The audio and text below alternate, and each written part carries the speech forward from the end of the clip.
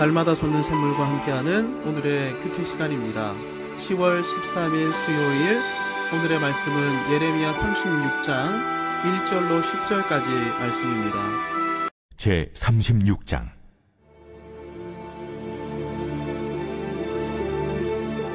유다의 요시야 왕의 아들 요야김 제4년에 여호와께로부터 예레미야에게 말씀이 임하니라. 이르시되 너는 두루마리 책을 가져다가 내가 네게 말하던 날 곧 요시야의 날부터 오늘까지 이스라엘과 유다와 모든 나라에 대하여 내가 네게 일러준 모든 말을 거기에 기록하라.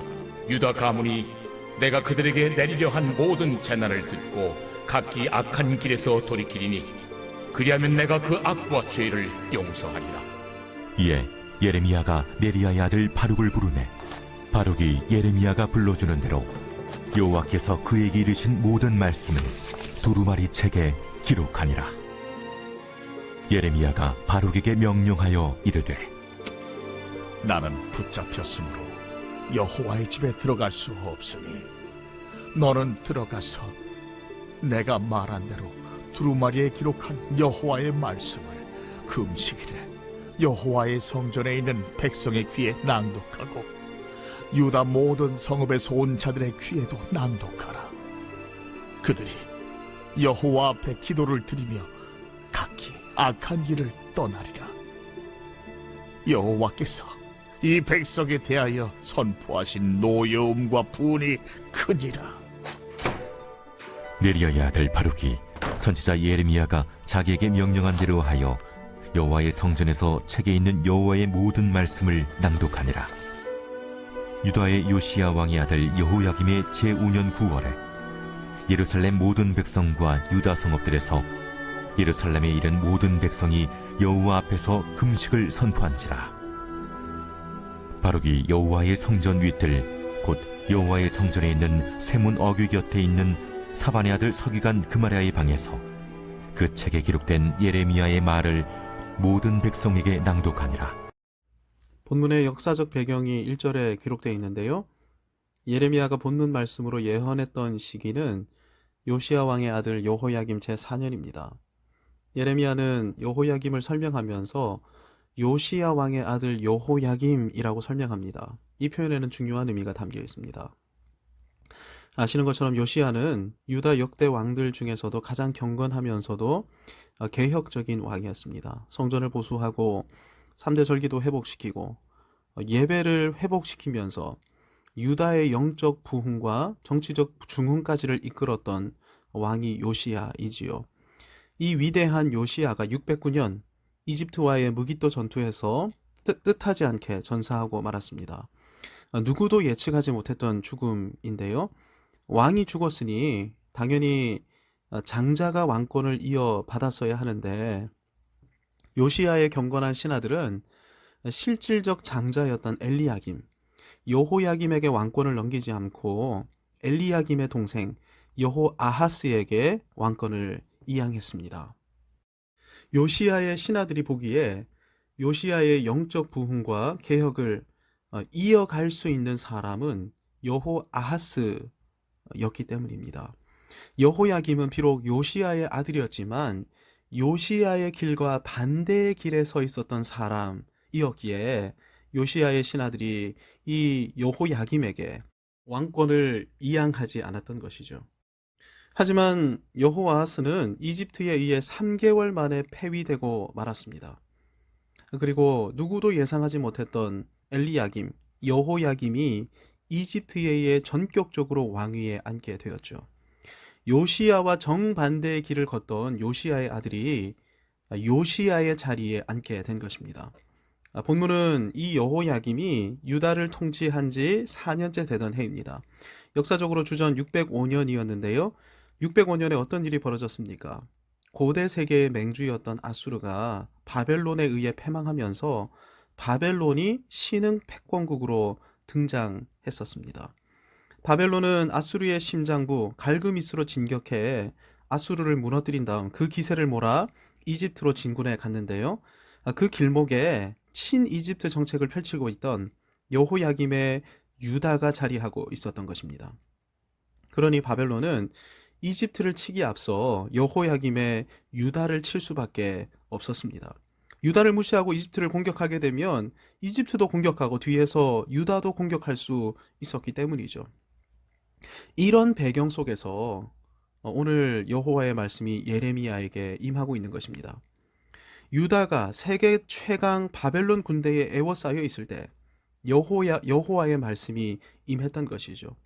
위기의 때에 하나님께서는 침묵하지 않으셨던 것입니다. 왜냐하면 이 모든 상황과 역사를 주관하고 계시는 분이 하나님이셨기 때문입니다. 아수르의 패망과 바벨론의 등장은 우연하게 발생한 사건이 아닌 것이죠. 이 모두가 이사야 14장에 예언된 내용입니다. 나훔도 그의 책 나훔서에서 아수르의 패망을 예언했습니다. 아수르가 망하고 바벨론이 패권국이 되는 것 역시 이사야 13장에 예언되어 있습니다. 여호와 하나님께서는 예레미야를 통해 유다에게 다음과 같이 선포하고 계셨습니다. 이를 행하시는 여호와, 그것을 만들어 성취하시는 여호와인 내가 아수르도 사용했고 바벨론도 들어 사용하고 있다. 창조주이고 섭리자이며 주권자인 내가 이 모든 역사를 주관하고 운행하고 있다. 그렇다면 하나님께서 바벨론을 일으키시어 605년에 유다를 침공하게 하신 이유가 무엇일까요? 3절을 보시기 바랍니다. 유다 가문이 내가 그들에게 내리려 한 모든 재난을 듣고 각기 악한 길에서 돌이키리니 그리하면 내가 그 악과 죄를 용서하리라 하시니라. 유다의 악과 죄에 대한 심판의 일환으로 바벨론을 일으키신 것입니다. 605년은 예레미야가 말씀 사역을 감당해 온 지 21년째 되던 해입니다. 예레미야는 활동을 시작할 때부터 동일한 메시지만을 선포해 왔었죠. 언약을 떠나 여호와를 버리고 풍요의 신 바알을 숭배한 죄악에서 돌이키지 않는다면 언약의 당사자이신 여호와 하나님께서 유다를 징계하실 것이다. 망하게 하실 것이다. 이 예레미야의 예언은 요시야의 죽음과 이후 이집트 침공을 통해 성취되는 것 같아 보였습니다. 그리고 605년 바벨론 침공을 통해서는 너무나 생생하게 다가오기 시작했죠. 그래서 6절을 보면 유다 백성 전부가 대속죄일에 예루살렘 성전에 모여 금식을 선포했던 것입니다. 예레미야는 대속죄일에 성전에 모인 유다 백성을 향해 말씀을 선포하기 위해 개인 서기관이었던 바룩을 세워 자신이 여호와의 예언을 말씀하면 바룩이 예언의 말씀을 파피루스 두루마리에 기록하게 했습니다. 근데 두루마리 하면 떠오르는 사건이 있으실 것입니다. 열왕기하 22장을 보면 주전 622년 요시야의 명령으로 성전을 보수하는 와중에 숨겨진 율법 두루마리가 발견되는 일이 있었는데 당시 서기관 사반이 발견된 율법 두루마리를 요시야에게 낭독했었습니다. 당시만 해도 매우 경건한 삶을 살아오던 요시야가 율법의 말씀이 낭독될 때 어떻게 했었습니까? 옷을 찢으면서 회개하기 시작했죠. 율법의 말씀에 비추어 본 결과 자신과 유다의 죄악이 매우 엄중하다는 사실을 발견했기 때문입니다. 예레미야는 마치 이 17년 전에 있었던 이 사건을 염두에라도 둔 것처럼 파피루스 두루마리를 준비하게 해서 자신을 통해 예언하게 하신 예언의 말씀을 기록하게 했던 것입니다. 자신을 통해 선포하시는 여호와의 말씀이 율법, 즉 모세 오경의 권위에 필적하는 매우 엄중한 말씀임을 예레미야가 확신했기에 두루마리에 기록하게 했던 것입니다. 그러니 이 말씀으로 핍박을 겪었음에도 굴하지 않았고 옥에 갇히고 구타를 당하고 죽을 위기를 겪었음에도 이 말씀을 선포하는 일을 포기하지 않았던 것입니다. 그에게 주신 예언의 말씀은 창조의 말씀, 권능의 말씀이며 유다를 살릴 수 있는 유일한 소망의 메시지였기 때문입니다. 그런데 여러분, 예레미야와 동일한 확신을 가진 또 다른 한 사람이 있었습니다. 그 사람이 예레미야의 개인 서기관이었던 바룩이었죠.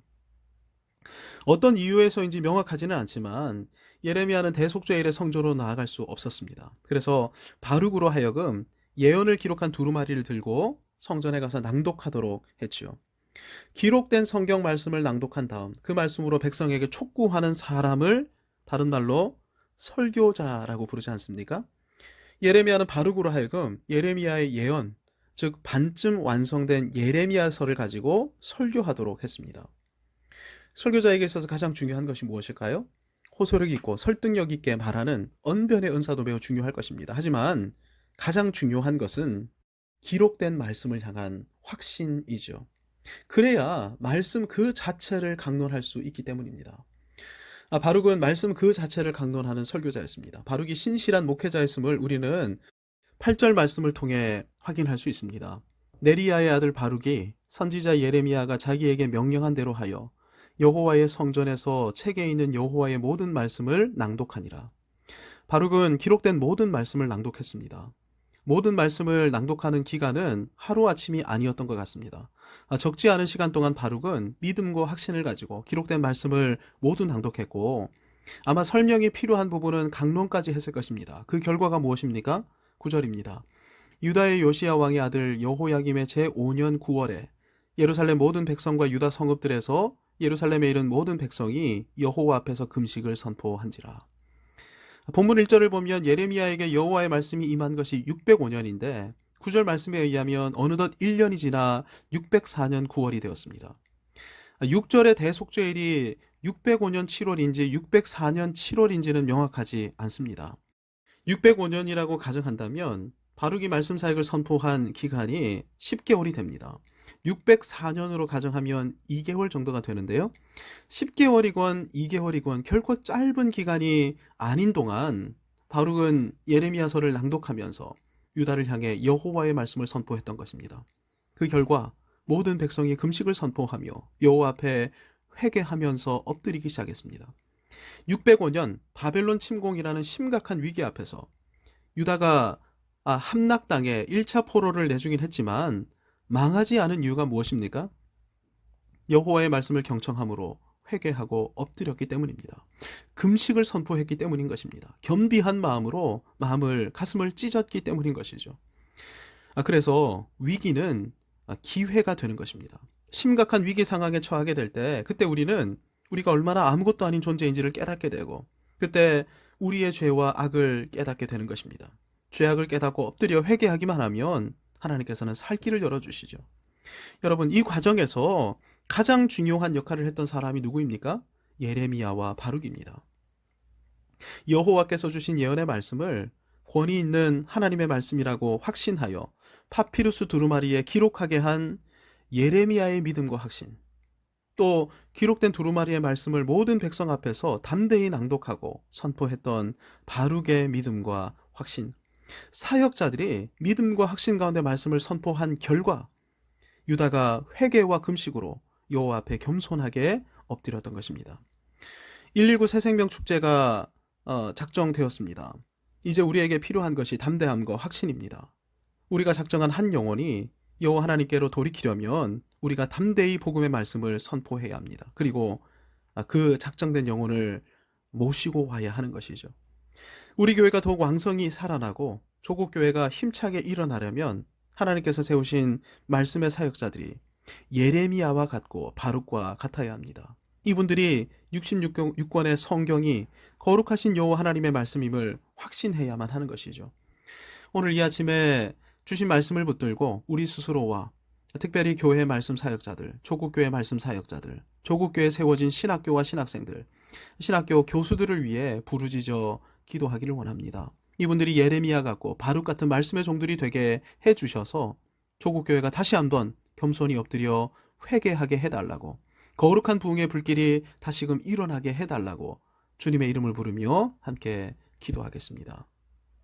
하늘에 계신 우리 아버지, 아버지의 이름을 거룩하게 하시며 아버지의 나라가 오게 하시며 아버지의 뜻이 하늘에서와 같이 땅에서도 이루어지게 하소서. 오늘 우리에게 일용할 양식을 주시고 우리가 우리에게 잘못한 사람을 용서하여 준 것 같이 우리 죄를 용서하여 주시고 우리를 시험에 빠지지 않게 하시고 악에서 구하소서. 나라와 권능과 영광이 영원히 아버지의 것입니다. 아멘.